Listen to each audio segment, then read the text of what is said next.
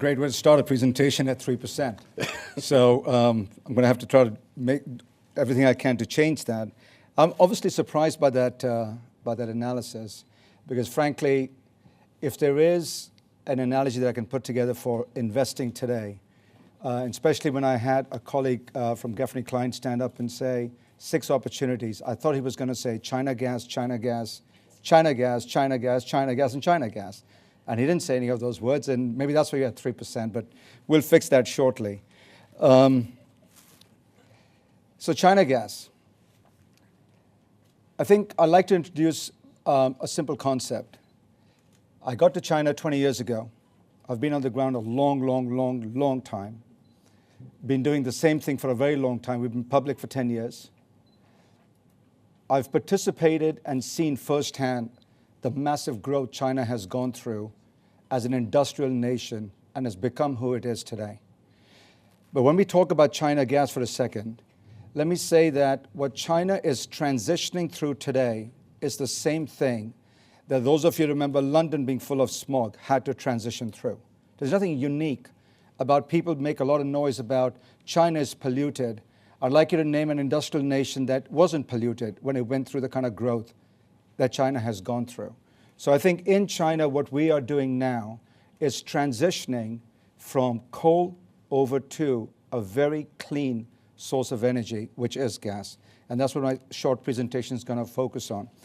I've got some very simple slides. It's a simple story. I don't need to have 35 PowerPoint presentations to make a point as simple as I've already made. So I've got 6 slides to go through. I hope there'll be a bit more questions so I can conclude that 3% investment in China needs to be 300% and not 3% by the time I get done. Most of what I'm going to share with you today, I think, is well known. 80% growth. It's a growth which was fueled by coal. Coal is basically in abundance in China. It was obvious for the Chinese government to use the resource that it's sitting on. But there are some important decisions that China has made. The choking effect of both the economy and the coal have converged. The local populace have stood up and say, enough. We want those blue skies back. And the government recognizes that. So a lot of the policies that are being implemented are all around keeping a plateau of coal production. Coal production will not go down. The volume of coal will be the same. The energy consumption overall will continue to rise.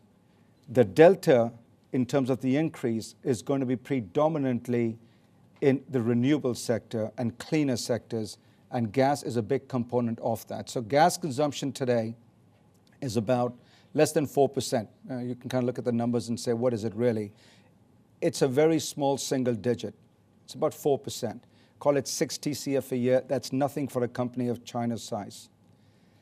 But the expectation by 2020 is that number will be 20 TCF. Well, 20 TCF is about $200 billion of a market. That's a real market. 10% as a number might be very small. But 200 billion is not small. And we expect to be there between now and 2020. I really do like this particular slide to really get a simple point across. You take a country as small as the UK, compare it to the size of China.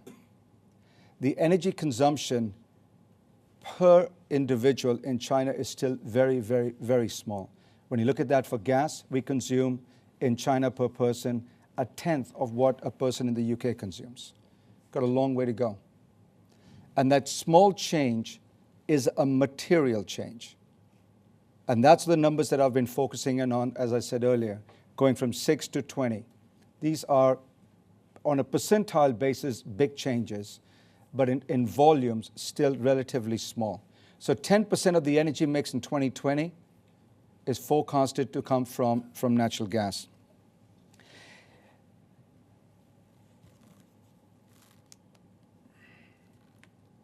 The political environment. I can spend a few minutes talking about the political environment. I got there in 1992.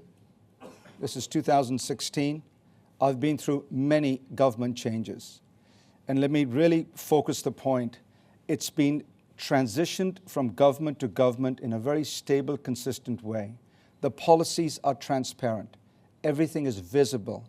As an investor, I've known from the beginning what my deal looks like.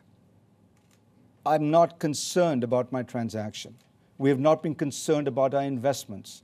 The government policies were established when we first signed our contracts back in 1997. This is 2016. I have the same deal.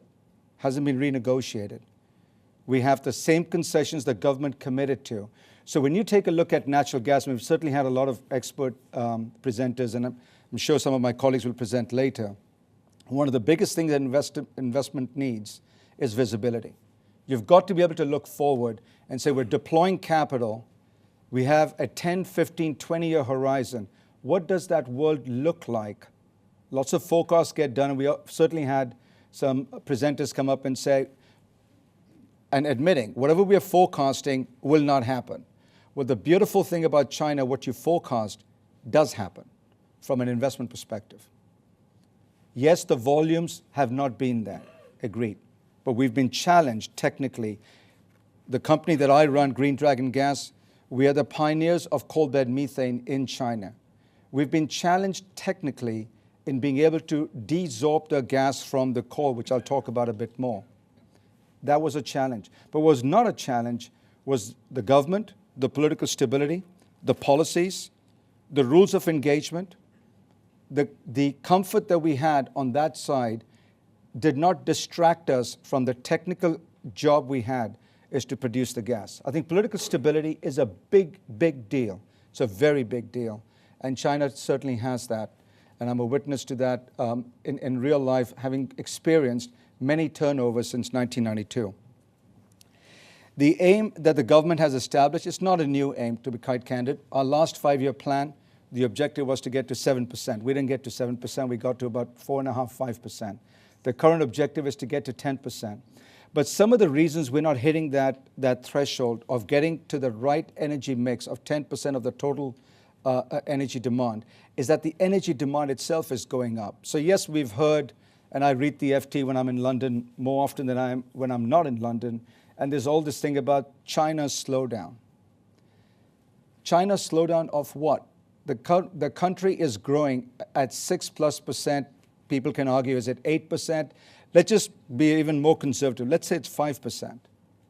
It's still 5% on a much larger base of growth than it was 20 years ago when I got there. The growth continues. The growth will have and does have an energy demand, and it is driven and focused on natural gas. Renewables, yes, nuclear, solar, wind, etc. But natural gas is a key component of what the government is focused on. The prices are very stable. When we talk about government policy, the one thing we don't have to worry about, and I've really enjoyed the presentations today already, where we have lots of discussions about US gas, European gas, Russian gas, LNG prices, what the LNG prices will do, and things of that nature. Wonderful thing about being a domestic gas producer in China, it really doesn't matter to me. Brent, I'm concerned about my colleagues that are dealing with Brent and the LNG prices. We don't have to deal with them in domestic China.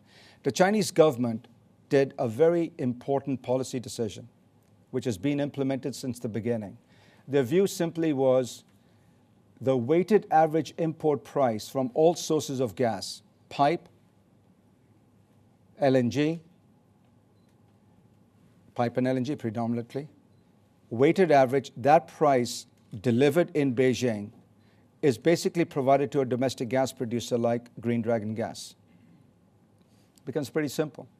We know precisely what our pricing looks like. And what do we get paid at the wellhead today? In all this market, which is in a doom, we're still getting paid north of $10 an MCF at the wellhead. When our production cost is less than $2 an MCF, the government still gives us a subsidy on top, which is almost equal to $1 an MCF. That's government pricing. That's stability. That's consistency. So we're not worried about pricing. Take the LNG prices, drop them another 20%. Won't move our needle. We'll continue our investments the same way. The government, in essence, pays our lifting cost. All we've got to do is deal with our finding and development cost, and our net margin is very crystal clear. We can see it right up front. So as you can see, the government subsidy that I mentioned, this was put into policy in 1996. 20 years later, the government policy is exactly the same, regardless of the turnover that takes place from the government. I think that's a pretty important point. And that's what it's done relative to Brent, which is why we stand up and say, well, you know, people talk about global gas markets, and I know there's been a divergent view of will there be a global gas market or not. In my case, I have a simple view. I think that gas, and there was a great slide, in fact, if I may refer to a slide that one of the other earlier gentlemen put up. Great world map, lots of diamonds around the world. The diamonds were everywhere excepting where the big consumers of the next 20 years are. The next 20-year consumers are the emerging markets in Asia. That's where everyone wants to send this gas to. And there were no diamonds on that map centered around China, India, Malaysia, Indonesia, Vietnam, Thailand. I didn't see any big diamonds around of the big finds there. We're the importers. The consumers in Asia are looking for that consumption. But there is a key element. That consumption, in my view, is government-to-government transactions. And this is why I don't believe in a global gas market. I do think governments are transacting long-term contracts. And they're transacting on many different bases. They're not just transacting on a pure commercial basis. Yes, an IOC would like to get up and tell you how there's a global market and they'll be able to trade. My experience on the ground is governments make decisions for their national security interests. They make decisions for their independence. And those decisions are independent of market prices. Is there a bearing? Sure, there is a bearing. Is there a reference? There is a reference. But it is not the single driver of a transaction. So that trend right there shows what we've seen in China over this period of time. And as you can see, that price is driven from government policy. It's not driven from the market whatsoever. And that is realized price by us on the ground in central China. So Green Dragon Gas, we've been at it for 20 years in China exclusively. We're an exclusive coal bed methane explorer, developer, producer, and distributor in central China. That's where we operate. That's where we've exclusively operated. It's our 10th year since we've been listed here in the UK. We started off as a small-time explorer on AIM. We moved to the main market just over a year ago. Our focus today and our focus going forward, we've got about $1.3 billion US deployed in capital in developing the coal bed. So that's some significant capital with our partners that has been deployed on the 8 different blocks that we've got. 3 of them are commercially producing today. The balance 5 are in exploration stages. Our focus from this point is finally, we're past the investment cycle. We're on the returns. It's about monetizing our returns going forward. So we're pretty excited. I know it's kind of a doom environment out there with the commodity cycle, but for Green Dragon, it's certainly a very bright spot. 2016 is going to be our best financial year we've ever had, and we're pretty excited about where we sit today with over 2,000 wells in the ground, $1.3 billion of invested capital in the ground. All we're doing today is hooking up the wells, putting them on production, and monetizing our returns. So we're in a pretty much of a different environment. Our partners, very strong partners. Our direct partners that we work with is CNOOC, PetroChina, and CNPC. Those are our 3 partners that we work with on a daily basis. Just a couple last slides. I said I'll be very brief. If I can't make my point on simple, clean energy in China, I'm not sure I can make many points, so I'm going to keep it as simple as I can. I got asked a very interesting question by a media writer recently, and it kind of took me back and asked. And her question was, how relevant is this? So you produce this gas, so what? What does it mean? How many houses can it power? So that was an interesting number. To be quite honest, I didn't have the answer immediately. I had to take a step back. You normally think we produce so much BCF that's very relevant. And it was a great question. And she said, why is it relevant? I mean, what do you do with it? So that's simply a chart talking about how much of a difference it does make if we're able to take 100% of our production capacity and simply power homes. How many homes could we power as we moved from our 2015 12 BCF to 16 BCF in 16? Our 2014 number was 8 BCF, so that's the rate we are growing. We're growing at between 30 to 50% per year, and we'll certainly keep on doing that in domestic production. So in conclusion, China is addressing the environment.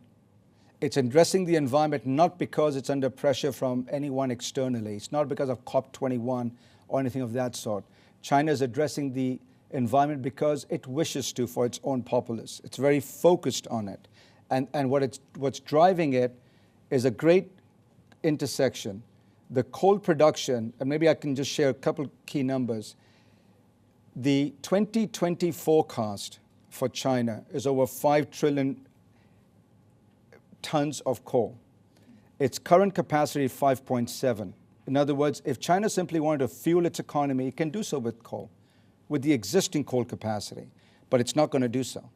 It's got coal capped at 62% of the blend to 2020, and the increase is gas. And that is a voluntary decision that the government's made to actually clean up the environment. It's very focused on that. And we certainly live it every day. We see it every day. We've been to all parts of China that have gone from being blue sky to having issues, but those issues are going to get resolved. And it's the government's consistent policy that will make that happen. We're very comfortable with that. Domestic prices will stay stable. The government is very clear on that issue. 5 years ago, NDRC implemented a policy that gas prices domestically will rise by about 9% per year until they're at parity. I don't see the 9% rise today, but I do see the parity staying there. So that the $10 wellhead price, we're pretty comfortable, will stay going forward into the next 5-year plan. So that's all the way through 2020. It's very stable for a domestic producer. So all in all, I'm not sure why all of you want to invest only 3% of your capital in China. As far as I'm concerned, take all your money, consolidate it, go over to China and figure out a way to get in, or simply look at Green Dragon Gas, whichever choice you have. With that, I'll conclude my presentation, and hopefully I'll move the 3% at least to 3.5%. Thank you, Will.